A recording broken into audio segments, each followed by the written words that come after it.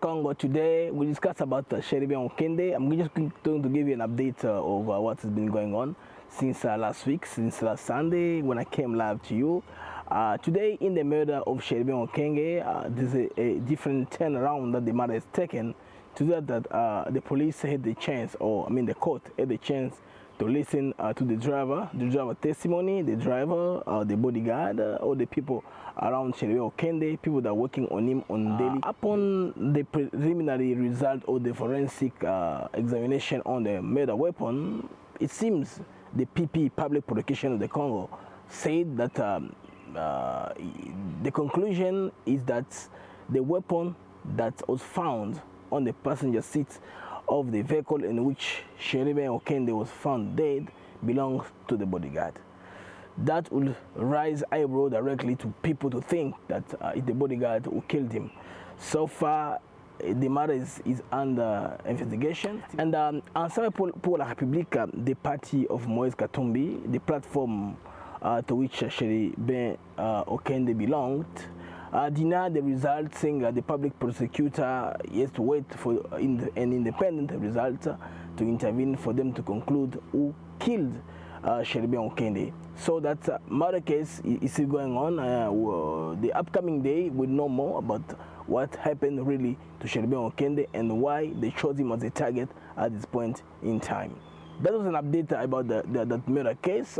Also, something else is that what we noticed today in the Congo, there's a tendency and the will of trying to invite the international community on all Congo-related matter. As you will remember, before the conference of Berlin, Bismarck, 1885, history tells us that the conference was made just because of the Congo. Because the Congo at that period in time had no colonizer, didn't belong to anybody. You remember that time with a bunch of countries that belonged to the Great Britain, starting from, I believe, Kenya right down, the African Commonwealth country, and a bunch of countries in Southern Africa region. A few countries belong to Italy and Germany, and also a whole bunch of countries belonging to France. So that was how they divide Africa like a cake during the Bismarck Conference 1885.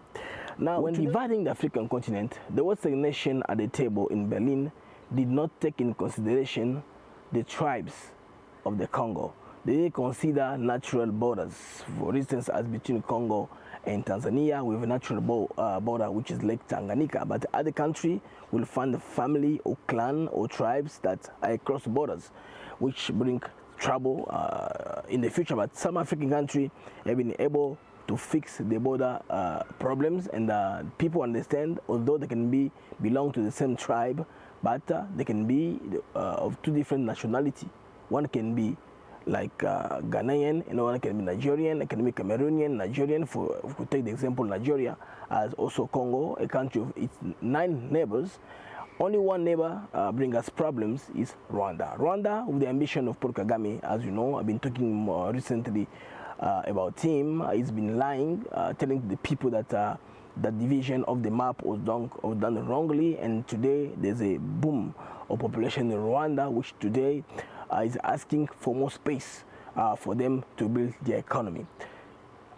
In one instance, I will remind you that Paul Kagame, as speaking to his parliament, once he said that there's no space to fight in Rwanda. Rwanda is so small, and the only space available is to go and fight in the Congo. If a war is to happen, it needs to take place in the Congo.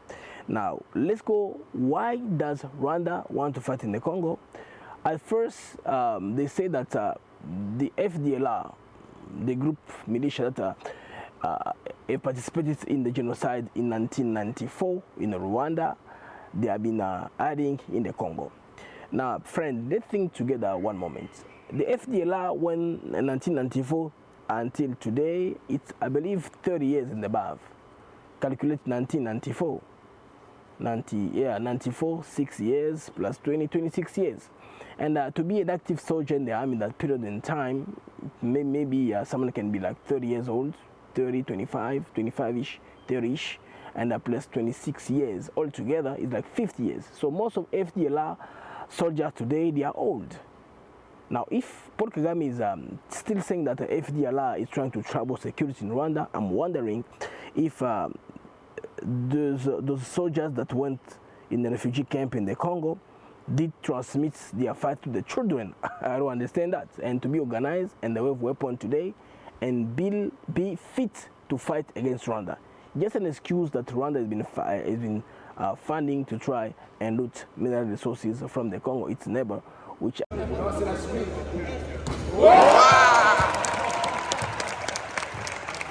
today the DRC is hosting a sport tournament. Is like a mini Olympic Games comprising of all countries in the world that speak French. And France, the country which the language originates, is trying to boycott or to sabotage those games just to please Paul Kagame. So it has been a campaign, a smear campaign going on to derail those games for not taking place in the Congo. Actually, the games are going on well. Preparation is being done. At the meantime, Congo is fighting the rebel M23 on the east, trying to create stability. At the same time, they are doing enrollment, getting everything ready for the election that will take place in December. So all those challenges, that's what President Tshisekedi has been going on, but we believe he'll be able to sustain or to go beyond his capacity. And your delegation to Rwanda. Now that President Denis Sassou Nguesso of Congo Brazzaville and Paul Kagame have signed those bilateral agreements on different fields of trade, including a 120-acre farmland in front of Congo River on the Congo Brazzaville side. It's again raised eyebrows on Congolese side. They believe that President Kagame is trying to come with a politic that they call encirclement. They're trying to encircle the Congo. Friends believe that Paul Kagame bought land in Central African Republic, which is neighboring to the Congo. They bought land in Angola. Now they are buying land in Congo Brazzaville. Actually, they bought them for more than 6 months now.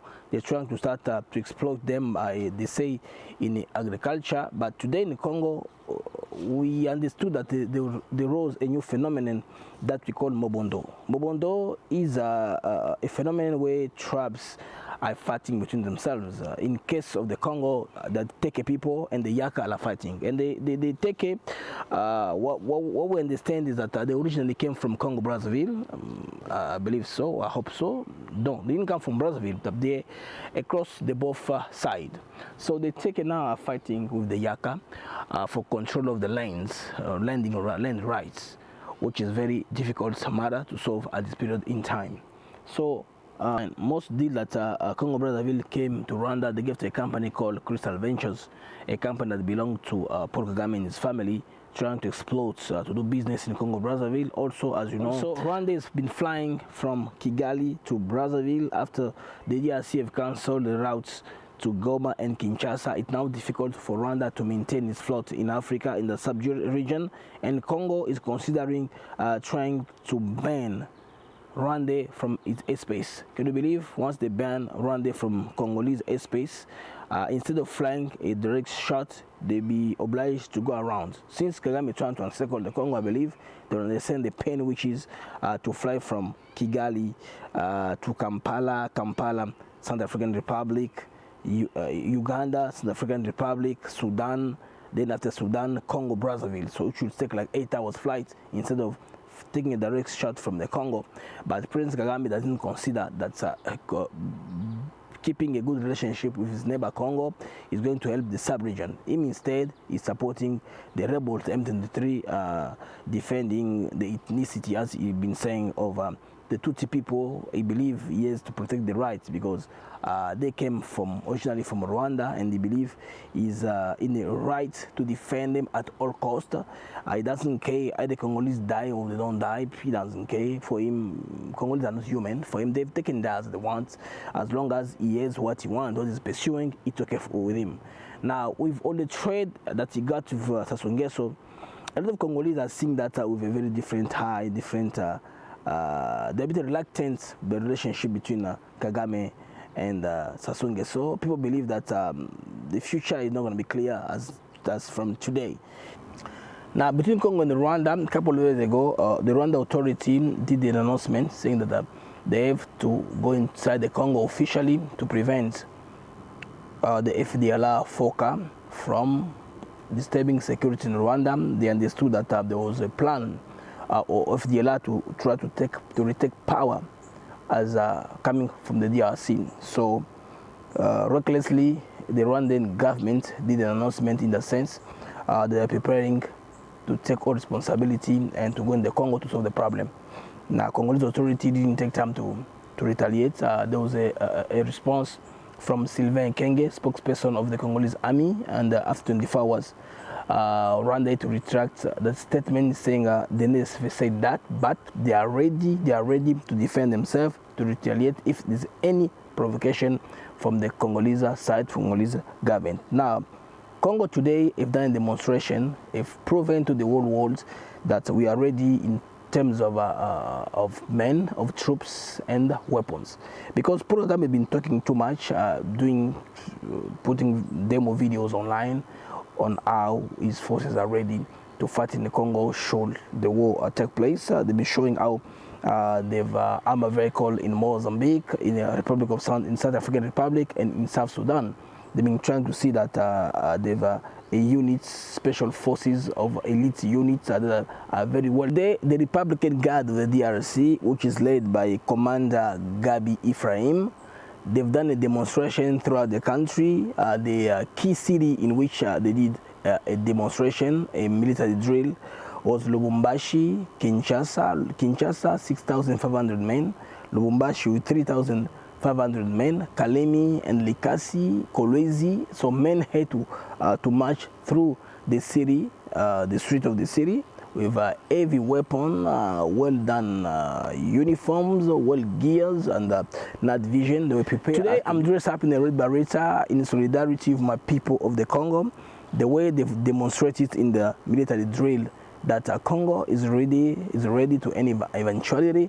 They are ready to attack. They are ready to defend the country.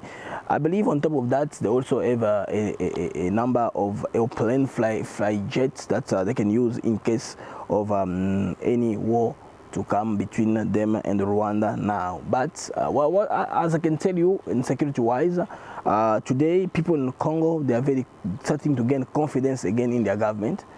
Because you know the campaign out was going on by the bashing program on DRC, or to show the government's incapacity to solve any problems. That's why you see today in the Congo we have opposition leaders that are armed. Opposition leaders are armed. They're not different from the rebels M23. You saw the last march in Kinshasa where key politician figures with weapons that they display in public for you to see their weapons. Trying to call them now, it's become a problem. They're raising issue of human rights. Today in the Congo, as you can notice, the United Nations have forgotten its mission in the Congo. I believe the mission of the United Nations in Congo in the first place is a peace mission. They are there to help the government of the Congo, Congolese army, with logistics for them to stabilize the country. Wherever the Congo cannot go, Congo doesn't have means. They can provide means. That's the mission. But today nowadays, if you notice, they are more likely like a VIP unit of a bodyguard, because today, after giving security to Dr. Mukwege, today they're giving the same security to all opposition leaders that want it. For I don't know which reason, that Moise Katumbi is recent staying in Kinshasa. He was sleeping at the United Nations headquarters. He was moving with the United Nations everywhere he was going. So it's a country where the United Nations is taking more and more sovereignty of the country. So I believe Congolese authority have to think about it, because now politician leaders are calling for the UN protection. They are asking for UN protection. I believe the Congolese government is to state clearly the mission of the United Nations. They have to remind them why they are in the Congo. Also, another update. French Secretary is looking at NGOs of human rights. Do you know that foreigners cannot interfere in local politics in the Congo? Instead, they come through NGOs like Human Rights Watch, Amnesty International, Red Cross, name whichever name you want.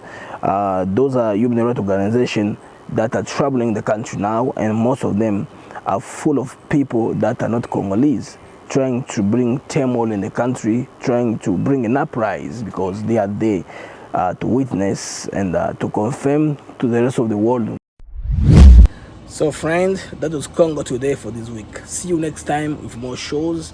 We're going to plan to make a live show where, as I always do, a live of the US. Next time it will be in English. We are planning to do that, work that out, so that I open my phone where people can call, so that they give their point of view in English. The reason why we're doing English, we're not trying to impress people, but we're trying to explain our point of view as Congolese, because most of the time we're speaking in Lingala and in French, and the rest of Africa, the rest of the world will not understand our struggle, our fight. But the best thing to do is for us to try to combine it in language that you can understand. This is the reason why we bring you this show in the English language. See you next time. Ciao. Bye. Mesdames et messieurs, bonsoir. Bienvenue à la 18